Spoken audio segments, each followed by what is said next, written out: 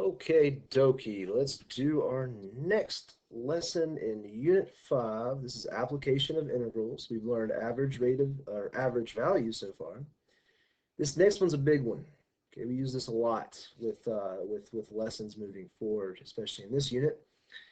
Okay, it's called area between two curves. Now we know how to find the area below a curve. That's integrals. But what about the area between two curves? So let me give you a situation. Let's say that we had this graph right here. So let me do this. Let's draw it like this.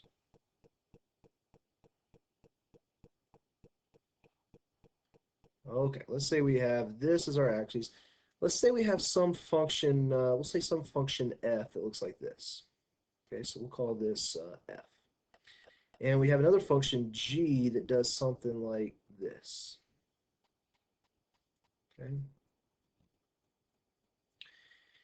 And we'll call the intersection points, we'll call this A and this B. Okay. Now, it says if f is greater than g, which is what I drew, for all x values between a to b, which is what I drew. So here's f, which is greater than g for all values between a and b. Then the area bounded by the curves of f and g between a and b is given by this. So the area I'm talking about is this area right here. Okay, if this is my a, this is my b. If I want to find that area between the two curves, it's given by the following. Area equals the integral from a to b of my larger function f of x subtract my lower function g of x dx.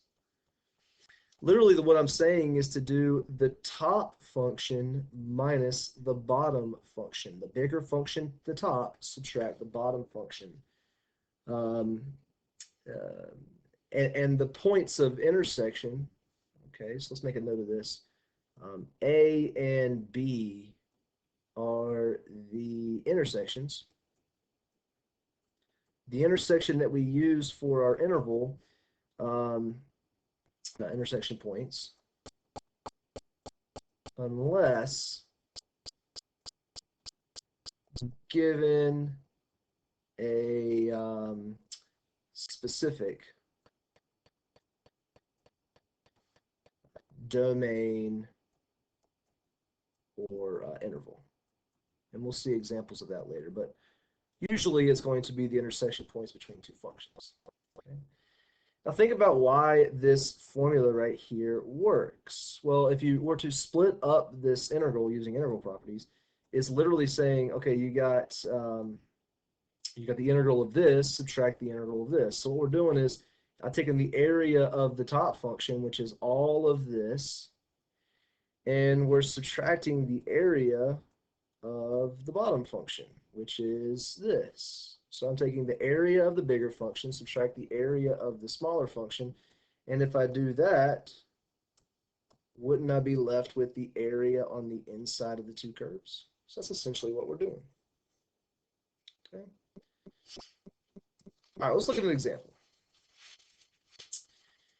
So it says to find the area between the curves, and it's x plus 2 and y equals x squared.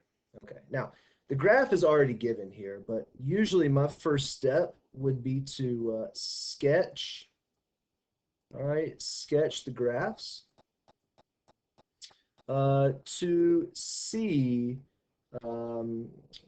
which function is on the top, to see top slash bottom, okay, or right slash left. And we're going to do an example of right slash left tomorrow. Okay. For now, we're just talking about a top function divided by a bottom function. Okay. So clearly, when we graph this, we can see the line is the top function, right? So we got the line x plus 2 is the top function, and x squared is the bottom function, the one that is the lower bound. And usually that's pretty clear to identify. Top, bottom. One's going to be on top, one's going to be on bottom. Then step 2, if not given, is to find your endpoints. Find A and B in terms of x. Now it's in terms of x, like, between the 2 points, whenever we're talking about top or bottom. And tomorrow it's going to be in terms of y when we're talking about right versus left. Okay, but for now we're just doing top minus bottom. Okay.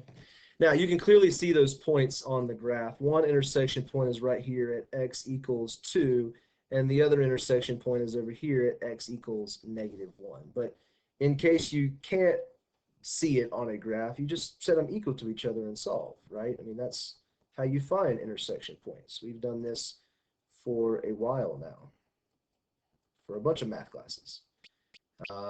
That's x minus 2, x plus 1. And then you can clearly see that it's at x equals 2 and x equals -1. Okay. So that's step 2, figuring out the endpoints. And then step 3 is just to set up and integrate. And that's really about it. Okay. So what I'm going to do is extend it down a little bit. And we're going to extend it down a little bit. Actually, I'm going to have to go to another page. So step 3 is to integrate. So set up and integrate. Okay. So the setup is the area between the two curves is equal to, well, remember, it's the integral from a to b of my top function subtract my bottom function. Okay. So in this case, the area is equal to, my bounds we figured out was x equals -1 to x equals 2. The top function is x plus 2, and the bottom function is x squared. And then from this point on, it's literally just doing some math, right? Doing some integration. We've done this before. This is nothing new. So area is equal to, let's see, that integrates to 1/2 x squared plus 2x minus 1/3 x cubed, evaluated from -1 to 2. And if we want to just keep going with this, we can say 1/2 2 squared plus 2 times 2 minus 1/3 2 cubed. All of that subtract 1/2 -1 squared plus 2 times -1 minus 1/3 -1 cubed. Okay, so plug 2 in, plug in -1, and I'm getting that this total thing is equal to 4.5 units squared. Okay. It's really 3 easy steps. Determine top and bottom, determine your endpoints, and then just set up and integrate. So hopefully that idea makes a little bit of sense. Do another example. Okay. Usually I would have a better discussion with this question right here with the class. When is the area between two curves equal to 0? Well, there's a couple ways that the area between two curves can equal 0. If you have a positive area and a negative area canceling out, or if you have the same curve. Right, that would also equal 0. There's multiple situations, and we'll come across more later. But let's do this next example. I love this question. Find the area between the curves. So we got y equals cosine of x and y equals sine of x, and we're looking between 0 to pi over 2.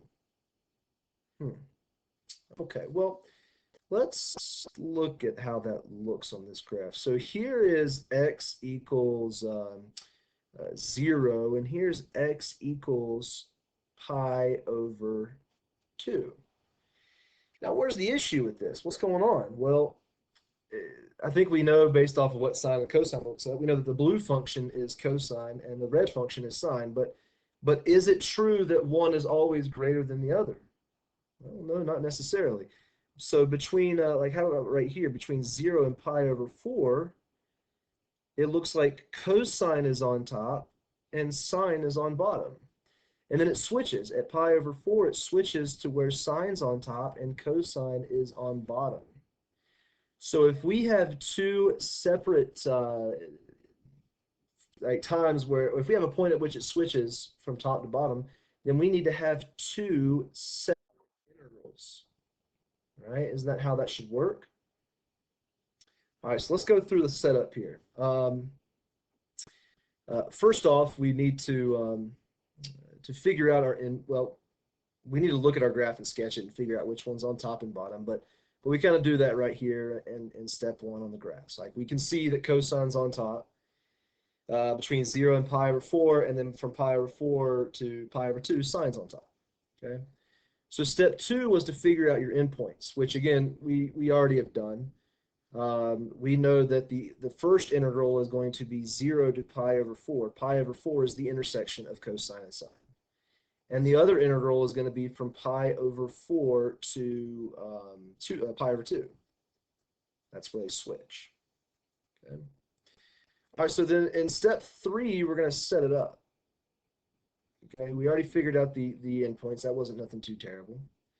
So in this case, area is equal to the integral of 0 to pi over 4. Well, in this situation, cosine is on top. So it's cosine of x minus sine of x dx. Okay. And then we're going to add the other area. In the other area, from pi over 4 to pi over 2, it switches. Now, sine of x is on top, and cosine of x is on bottom. Okay, there you have it. So all we got to do is just integrate that and solve. So I'm going to do that on the next slide because I'm running out of space. So give me 1 second. So I'm going to copy, paste, perfect. Okay. All right, so then the integral is nothing new. So remember that the integral, so I'm gonna do this first one first. The integral of cosine is sine, so we have sine of x. The integral of negative sine is positive cosine, or you can think of minus the integral of sine is negative cosine, so that would be positive cosine of x. Okay. And that's evaluated from 0 to pi over 4.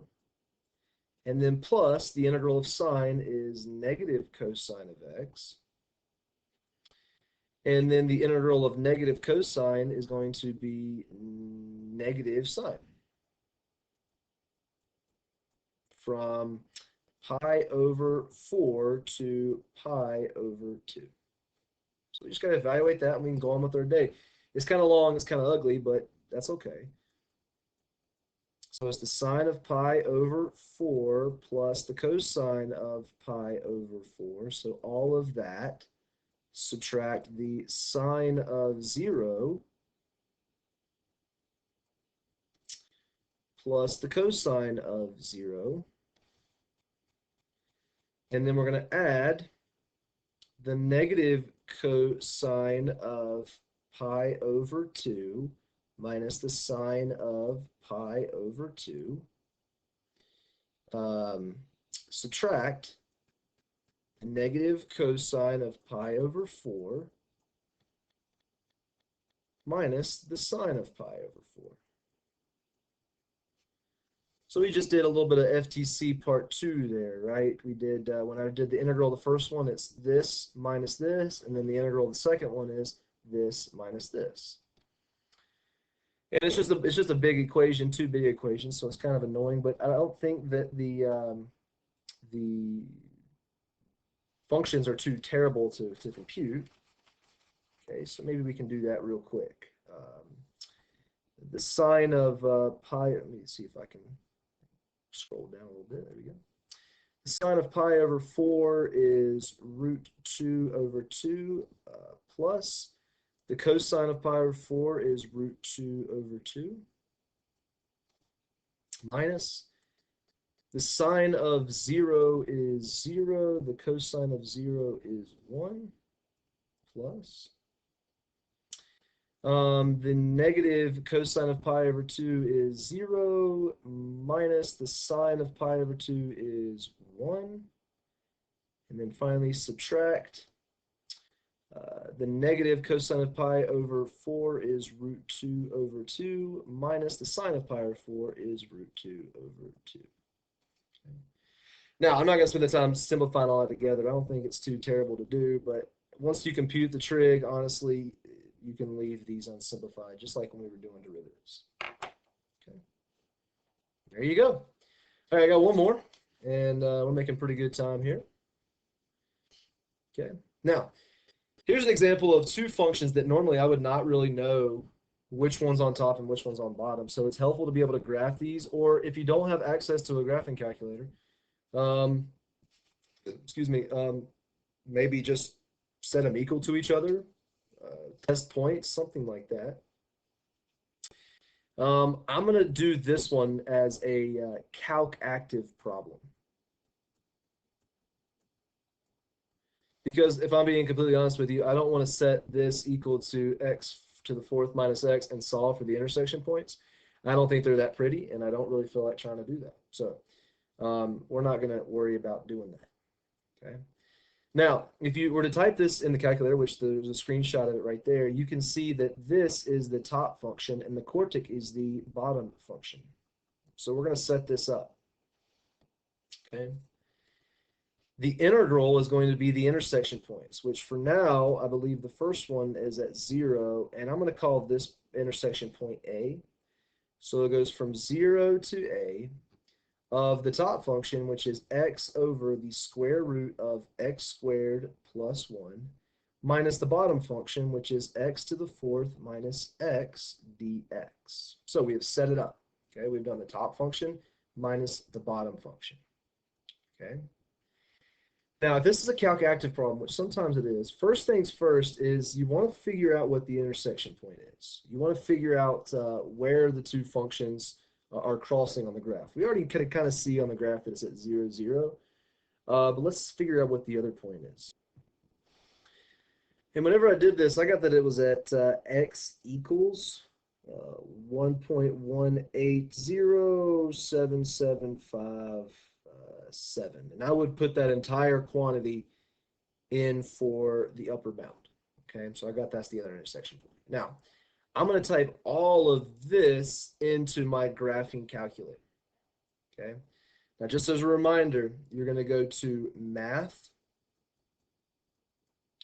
and you're going to scroll down to number 9. And when you do, you're going to get a screen that looks like this.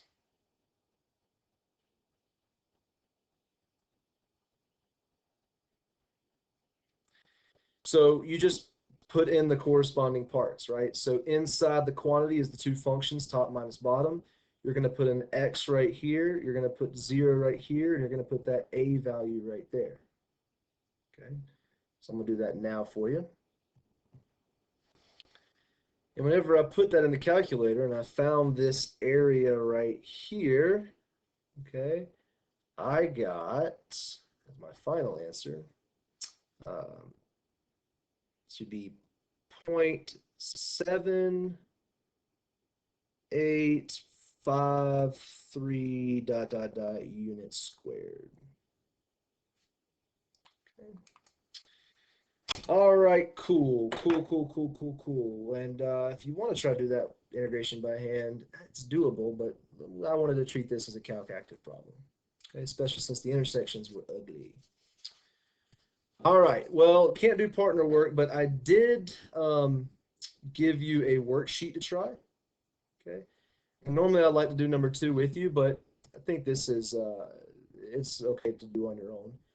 But the worksheet looks like this online. I recommend you doing these. It's a lot of good problems. You can definitely see where the intersections are and which one's on top, which one's on bottom. I think it's beneficial to be able to do these by hand, but if you want to use your calculators, I completely understand as well. So, All right. Well, we'll finish up tomorrow, and good luck, guys.